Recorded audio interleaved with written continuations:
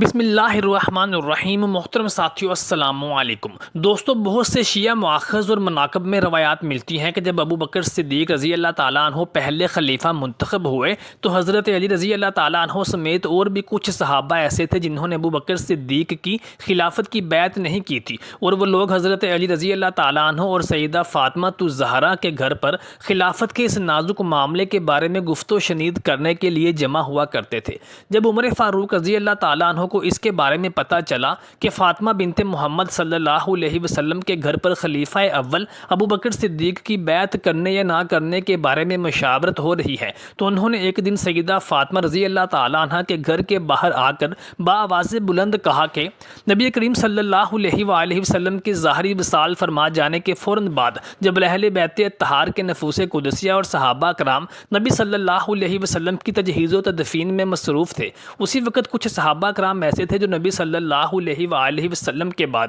رسول خدا کے نائب اور خلیفہ کے طور پر اپنی بیعت کروانے میں مصروف عمل تھے۔ اس موقع پر بعض شیعہ مناقب کے مطابق حضرت ابو بکر صدیق اور عمر فاروق اور دیگر کچھ مشہور صحابہ کرام ایسے تھے جو نبی صلی اللہ علیہ وآلہ وسلم کی تجہیز و تکفین کو چھوڑ کر سقیفہ بنی سعدہ میں ہونے والی خلافت کی میٹنگ میں شرکت کے لیے چلے گئے تھے، اور انہوں نے نبی صلی اللہ علیہ وآلہ وسلم کا جنازہ بھی ادا نہیں کیا تھا، اور وہاں جا کر انہوں نے انصار صحابہ کرام جو کہ خود نبی صلی اللہ علیہ وآلہ وسلم کا نائب اور خلیفہ ثابت کرنے کے لیے اپنی خلافت کی بیعت لینے کے لیے جمع تھے، ابو بکر صدیق اور عمر فاروق نے وہاں جا کر انصار صحابہ کو خلافت سے دستبرداری پر مجبور کیا اور خود اپنی خلافت کا اعلان کرتے ہوئے ابو بکر صدیق کو پہلا خلیفہ منتخب کروا لیا، جبکہ اہل سنت و جماعت کی بہت سی کتابوں میں اس کے بالکل برعکس روایات ملتی ہیں جن کے مطابق سقیفہ بنی سعدہ میں انصار صحابہ کرام جب خلافت کی اہم میٹنگ بلوا رہے تھے تو ابو بکر صدیق اور عمر فاروق اور ابو دردہ رضی اللہ تعالیٰ عنہ اجمعین کو جب اس کے بارے میں پتہ چلا تو آپ اس میٹنگ میں شرکت کے لیے پہنچے۔ جہاں تک تعلق ہے نبی صلی اللہ علیہ وآلہ وسلم کا نماز جنازہ ادا نہ کرنے کا، تو اس کے بارے میں اہل سنت و جماعت کا یہ موقف ہے کہ نبی صلی اللہ علیہ وآلہ وسلم کا نماز جنازہ چونکہ نبی صلی اللہ علیہ وآلہ وسلم کے بلند مرتبے اور رتبے کے مطابق تمام صحابہ کرام نے فرداً انفرادی طور پر نبی صلی اللہ علیہ وسلم کا جنازہ ادا کیا تھا، چنانچہ اس موقع پر ابو بکر صدیق اور عمر فاروق اور ابو دردہ رضی اللہ تعالیٰ عنہ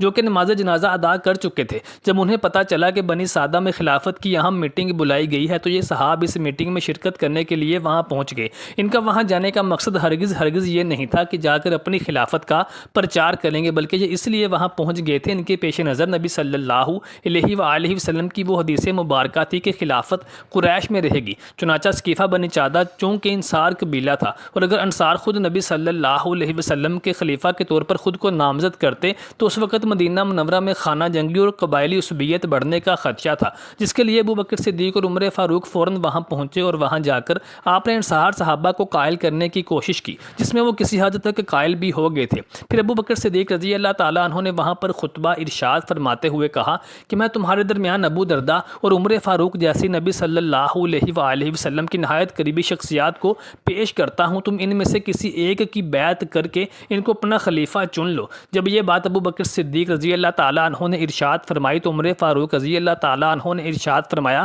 واللہ ہرگز نہیں، ابو بکر صدیق کے ہوتے ہوئے عمر فاروق کی بیعت نہیں کی جا سکتی، چنانچہ میں خود ابو بکر صدیق کو پہلا خلیفہ نامزد کرتا ہوں اور سب سے پہلے خود ان کی بیعت کرتا ہوں۔ اور پھر عمر فاروق رضی اللہ تعالیٰ عنہ کی دیکھا دیکھی دیگر صحابہ کرام نے بھی ابو بکر صدیق رضی اللہ تعالیٰ عنہ کی خلافت کی بیعت کر لی اور ان کو پہلا خلیفہ نامزد کر لیا۔ محترم ساتھیو، شیعہ مناقب میں اس نقطے پر زیادہ زور دیا جاتا ہے کہ جب سقیفہ بنی سعدہ میں یہ صورتحال تھی تو اس وقت اہل بیت کے اہم رکن اور اس وقت کے سرپرست حضرت علی کرم اللہ وجہ الکریم کو ابو بکر صدیق یا عمر فاروق نے اس میٹنگ میں شریک ہونے کی دعوت کیوں نہ دی، اور شیعہ مناقب میں یہی بات جا بجا درج ہے کہ ابو بکر صدیق رضی اللہ تعالیٰ عنہ نے حضرت علی کرم اللہ وجہ الکریم کو اس لیے اس میٹنگ میں نہیں بلوایا کیونکہ انہیں یہ ڈر اور خوف تھا کہ دیگر صحابہ کرام حضرت علی رضی اللہ تعالیٰ عنہ کو نبی صلی اللہ علیہ وآلہ وسلم کا نائب سمجھیں گے، کیونکہ وہ حضرت علی رضی اللہ تعالیٰ عنہ نبی صلی اللہ علیہ وآلہ وسلم کے خونی رشتہ دار اور قرابت دار بھی تھے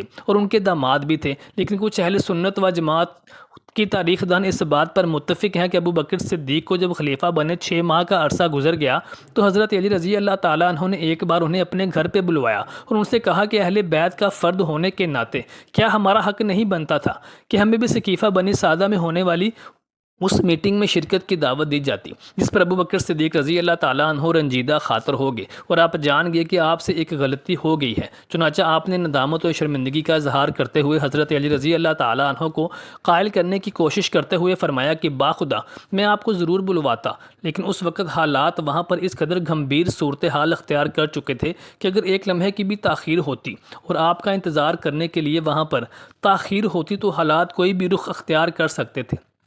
چنانچہ مسلمانوں کو قبائلی خانہ جنگی سے بچانے کی غرض سے ہمیں یہ بیعت فی الفور کرنی پڑی۔ یہ جواب سننے کے بعد حضرت علی رضی اللہ تعالیٰ عنہ نے ابو بکر صدیق رضی اللہ تعالیٰ عنہ کو اپنے گلے سے لگا لیا اور فرمایا کہ میں مسجد نبوی میں آپ کی بیعت کرنے کے لیے حاضر ہو جاؤں گا۔ اور پھر اگلی نماز کے بعد حضرت علی رضی اللہ تعالیٰ عنہ نے مسجد نبوی میں کھڑے ہو کر ابو بکر صدیق رضی اللہ تعالیٰ عنہ کے فضائل اور مناقب بیان کیے اور ان کے ہاتھ پر بیعت بھی کر لی۔ لیکن یہاں پر کچھ شیعہ مؤاخذ اور مناقب اس بات پر مصر ہیں اور بازد ہیں کہ حضرت علی رضی اللہ تعالیٰ عنہ نے جب ابو بکر صدیق رضی اللہ تعالیٰ عنہ کی خلافت کی بیعت نہیں کی تھی، اس لیے حضرت ابو بکر صدیق رضی اللہ تعالیٰ عنہ نے عمر فاروق کو بھیجا کہ جا کر حضرت علی کو زبردستی مسجد نبوی میں لے کر آیا جائے اور ان سے میری بیعت لی جائے۔ چنانچہ عمر فاروق رضی اللہ تعالیٰ عنہ دیگر کچھ صحابہ کو اپنے ساتھ لے کر حضرت علی رضی اللہ تعالیٰ عنہ پہ گھر پر دعویٰ بول دیتے ہیں، اور اسی کشمکش میں حضرت فاطمہ رضی اللہ تعالیٰ عنہ پر ان کے گھر کا دروازہ بھی گر جاتا ہے، جس سے ان کا حمل بھی ساقط ہو جاتا ہے،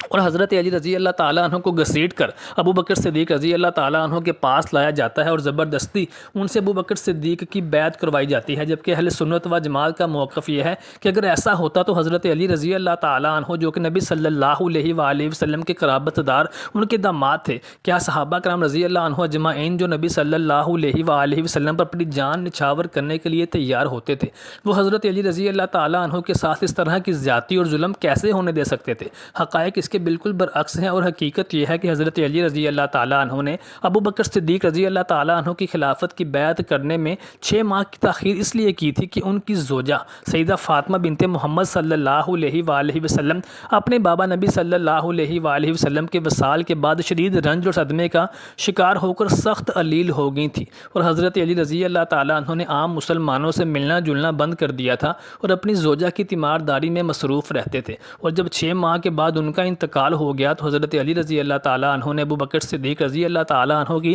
خلافت کی بیعت بھی کر لی تھی، اور عمر فاروق رضی اللہ تعالیٰ عنہ کی ذات پر جو یہ الزام لگایا جاتا ہے کہ انہوں نے حضرت علی کو گھسیٹ کر ان سے ابو بکر صدیق کی بیعت کروائی اور سیدہ فاطمہ سلام اللہ علیہ کا حمل ضائع کرنے میں ان کا عمل دخل تھا، تو یہ باتیں بے بنیاد ہیں، کیونکہ اگر ایسا ہوتا تو حضرت علی رضی اللہ تعالیٰ عنہ بعد میں عمر فاروق رضی اللہ تعالیٰ عنہ کی خلافت میں پیش کیا جانے والا قاضی کا عہدہ کیوں کر قبول فرماتے، اور حضرت علی رضی اللہ تعالیٰ عنہ نے عمر فاروق رضی اللہ تعالیٰ عنہ کا آپس میں عزت محبت اور شفقت کا یہ تعلق تھا کہ آپ ہمیشہ عمر فاروق رضی اللہ تعالیٰ عنہ کو خلافت کے اہم امور میں اپنے مشوروں سے اور رہنمائی سے نوازا کرتے تھے، اور عمر فاروق رضی اللہ تعالیٰ عنہ نے بھی حضرت علی رضی اللہ تعالیٰ عنہ سے قرابت اور رشتہ داری قائم کرنے کی غرض سے حضرت علی رضی اللہ تعالیٰ عنہ کی ایک بیٹی کا رشتہ بھی مانگا تھا، جو کہ حضرت علی رضی اللہ تعالیٰ عنہ نے دے بھی دیا تھا، اور حضرت علی رضی اللہ تعالیٰ عنہ کی ایک بیٹی عمر فاروق رضی اللہ تعالیٰ عنہ کے نکاح میں تھی۔ عمر فاروق رضی اللہ تعالیٰ عنہ کی ذات پر جو الزام لگایا جاتا ہے کہ انہوں نے سیدہ فاطمہ سلام اللہ علیہ کے گھر کو جلایا، تو اس کا ایک حصہ ہم اوپر بیان کر چکے ہیں کہ جب عمر فاروق رضی اللہ تعالیٰ عنہ کو پتہ چلا کہ فاطمہ زہرا کے گھر پر ابو بکر صدیق کی خلافت کی بیعت کرنے یا نہ کرنے کے بارے میں مشاورت ہوتی ہے، تو آپ اس وقت سیدہ فاطمہ سلام اللہ علیہ کے گھر پہنچے اور دروازے میں کھڑے ہو کر بآواز بلند کہا کہ اگر آج کے بعد میں نے یہاں پر کسی کو ابو بکر صدیق کے خلاف بات کرتے ہوئے سن لیا تو میں اس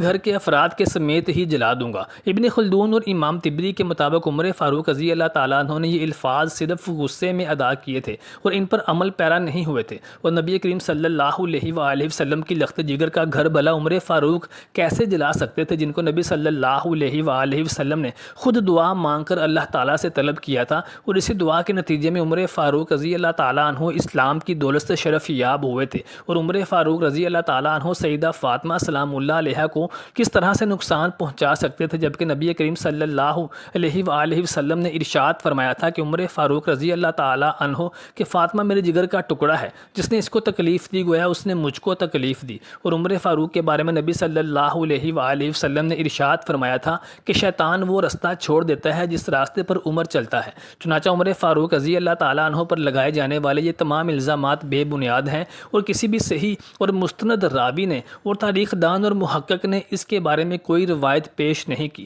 محترم ساتھیوں، امید کرتے ہیں آپ کو ہماری آج کی ویڈیو پسند آئی ہوگی۔ برائے مہربانی کمنٹ سیکشن میں اپنی رائے سے آگاہ کیجیے گا اور چینل کو سبسکرائب کرنا مت بھولیے گا۔ لبیک یا حسین۔